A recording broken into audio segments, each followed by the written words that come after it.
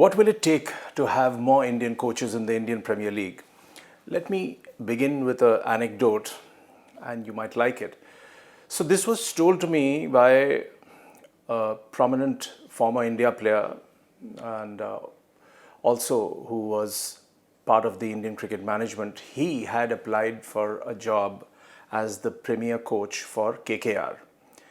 And when he was called for the interview, he was interviewed by none other than the owner, Shah Rukh Khan. Shah Rukh basically asked him a question, and this is all reportedly because this came to me from the person who was interviewed. So Shah Rukh asked him, what would you do with the current captain? I'm not going to name him, but what would you do with the current captain? Will you drop him? That guy, obviously, the person was a big name. He had a pretty massive fan following, etc., etc. So the person who was being interviewed hesitated, gave a ho-hum answer, and the job went to someone else. So this brings in Gabbar Singh's philosophy, ki jo dar gaya, samjho mar gaya. Now, what was Shah Rukh Khan expecting? What would any other owner expect to hear from this person? I felt that, and we had a chat with this gentleman, I felt that he should have been more forthright. He should have basically said that, yes, we've got to get rid of this guy because he's not performing. Let us not go by his great credentials. Undeniably a great player, but it's time to move on. That was never said. So that's a problem, a typical Indian problem which we have. Maybe a foreign coach will not hesitate to say that. Cut to the present, IPL 2020. There are 8 teams here in contention, but there is only one Indian coach, which is Anil Kumble. Anil Kumble is with Kings 11 Punjab, and around him, who do you have? Ricky Ponting, Delhi Capitals, Brendon McCullum, KKR, Stephen Fleming, CSK, Mahela Jayawardene, Mumbai Indians, Trevor Bayliss, Sunrisers, Simon Katich, RCB, and Andrew McDonald of Rajasthan Royals. So out of these 8 teams, there is only one Indian gentleman by the name of Anil Kumble, and we all know the kind of controversy he was involved with when he became India coach for a brief while with Virat Kohli. Virat never got along with him. So there were many things said about their tenuous relationship, and he was later replaced by Ravi Shastri. So that's a story I do not want to get into currently. I want to concentrate more on what is happening in the IPL. What did Anil Kumble say about the fact that there are hardly any Indian coaches in the IPL? So to quote him, he said, I would like to see more Indian coaches in the IPL. It is not a true reflection of the Indian resources. I would want to see many Indians being part of the IPL as head coaches. Fair enough. It is a bit of an irony, one Indian as head coach. I think at some point of time, there will be a lot more of Indian coaches. So Kumble expects that there will be a lot more of Indian coaches. Is that going to be that easy? I don't think so, because there are various reasons behind it. So let's get on to one or two other points. Dilip Vengsarkar, our famous batting legend, he says that more opportunities should be given to the local coaches, saying they have the experience and the potential to do exceedingly well. Vengsarkar lamented the lack of local talent among the support staff in the popular league. He said, I believe more Indian coaches should coach the IPL team simply because they have the experience. They have also been coaching the states exceedingly well.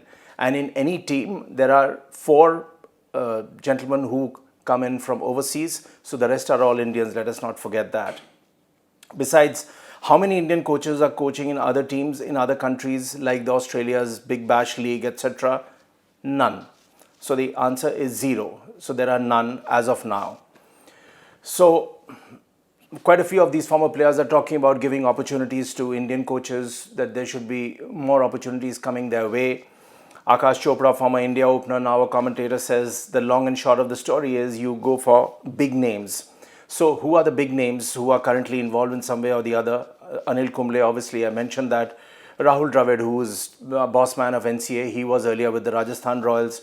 VVS Lakshman, who is with the Sunrisers in his own capacity. Zahir Khan, Ashish Nehra. So they are all engaged either as a bowling coach or as a mentor or as part of the support staff, but not as head coach. Of course, their credentials are peerless, fantastic credentials. Akash also makes an interesting point. He says the game has changed. Senior domestic coaches don't fit the bill because the delegation job, which essentially is done by the head coach, can only be done by someone who has got experience and who is the head coach. So there are certain limitations involved there. Lalchand Rajput says, I'm disappointed. We have to support our coaches. We have so many level 3 coaches in India. Unless you give opportunity, how will they prove themselves? Smart means the coach has to be a good communicator and possess great knowledge. So this is where I want to make a couple of points quickly. One is that I believe, and in my take, I would want to believe, and I've seen this happening repeatedly, talking to quite a few of the Indian players and the coaches who've come into Indian territory.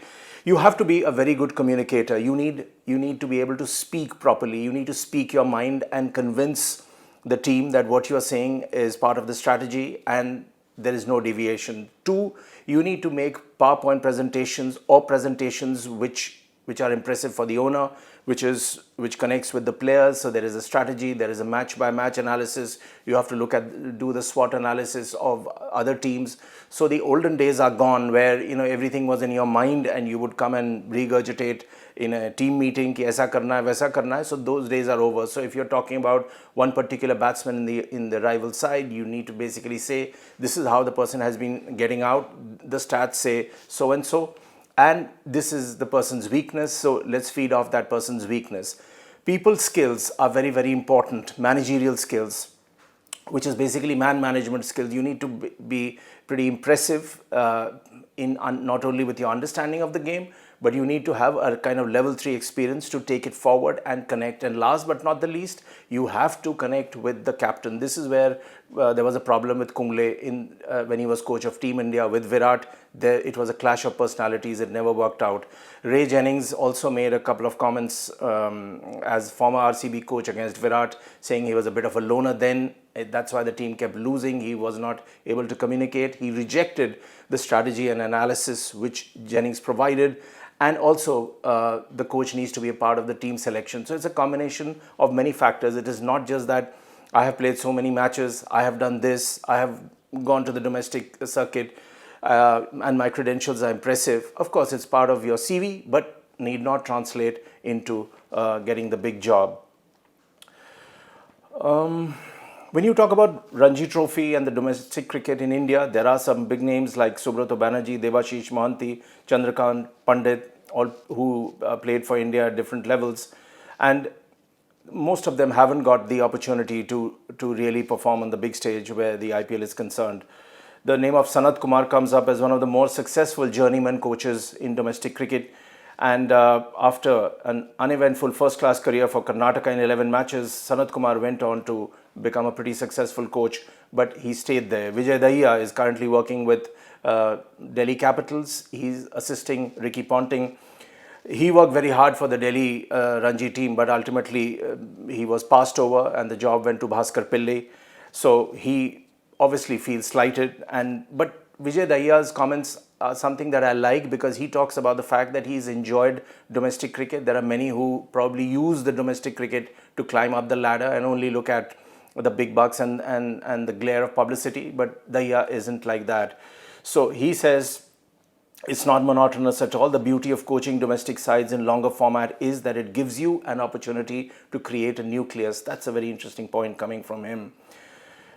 He also says that process is an overused word, but that's what building a good cricket team is all about. Some of the best comments always come from the great Sunny Gavaskar, and even here he says that remember that the Indian assistant coaches know Indian domestic players better. Very valid point. So they will be better positioned to help overseas coaches in picking a balanced 11. After all, 7 players have to be Indian. And that is so true, and it is so vital in this entire IPL circuit. So Gavaskar goes on to say that if we take the example of Australia's Big Bash League, most Big Bash teams have Australian coaches and their assistants are mostly Aussies, so who understand the circuit, who understand the game, who know the pitches, conditions, etc., etc. Talking about Ranji, in the last final that we had, Arun Lal coached Bengal in the final, and the Ranji champions Saurashtra were coached by Karsan Ghavri, the former India pacer, and I've seen him play so many times for India. A lovely bowler who could bowl both pace and spin, And at the age of 69, he carried Saurashtra over to the podium, did a fantastic job. But are these players in contention? No, unfortunately, no, which is so unfair to both of them. Of course, in their case, the age factor came in because of COVID. They said anybody who's 60 plus, they have to go through a zillion tests, and there are SOPs to be followed. So, which more or less eliminated the chances of these players. Let's take a quick look back at the history of Indian cricket, and I'm not going to take much time. It's basically when you talk about Team India. So, who were the coaches? Prominent names: Bishan Singh Bedi from 90 to 91. Of course, controversial man, always spoke his mind, didn't last long. Abbas Ali Beg, 91 to 92. Ajit Wadekar, very successful, had a great combination with Mohammad Azharuddin. Sandeep Patil for a short while. Madan Lal, 96 to 97. Anshuman Gaikwad, the former opener, was also there for about close to 2 years. The great Kapil Dev between 99 and 2000. After that, the whole scene shifted to overseas coaches coming in. John Wright, we all know the magic John Wright created with Sourav Ganguly and the transformation of that Indian cricket team into winners, the aggression, everything else that happened. And John Wright and Sourav Ganguly had a fantastic combo going. Greg Chappell came in 2005 to 7, had a very, very tough time in India. The players also had a very tough time with him. Even now they keep talking about how divisive Greg Chappell was. But strangely enough, the choice had been made by Sourav Ganguly, and the first person to be shafted by Greg Chappell was Sourav Ganguly. So these are the quirks of cricket. Gary Kirsten, 2008 to 11, had a wonderful time in India, moved a couple of players up and down the order, was probably responsible with Sourav in some ways for the dramatic transformation of Virender Sehwag as an opener. Duncan Fletcher, 4 years here, but towards the end, things were not working out with him. Then came Ravi Shastri as a stepgap. Then came another stepgap, Sanjay Wangar. They had very truncated time schedules at that point in time. Then Anil Kumble, we all know what happened, and replaced by Ravi Shastri, who came in 2017. His tenure goes up to 2021. So he has an even time going forward. He has obviously a great rapport with Mr. Virat Kohli, so it's working very well with them. Where the coaches are concerned, so basically we are talking about 3 levels in India: level 1, level 2, level 3. So level 1 is the under 16 and under 12. Level 2 is up to under 19, and level 3 is where the seniors are concerned. So a lot of emphasis would be placed on experience. But like I said before, this dynamic will only change unless and until the Indian coaches are able to communicate, they are able to give effective presentations, they should have modern people skills, modern methods of coaching. Only then will this hoopla work. Till then, they may not get the top job at all in the IPL.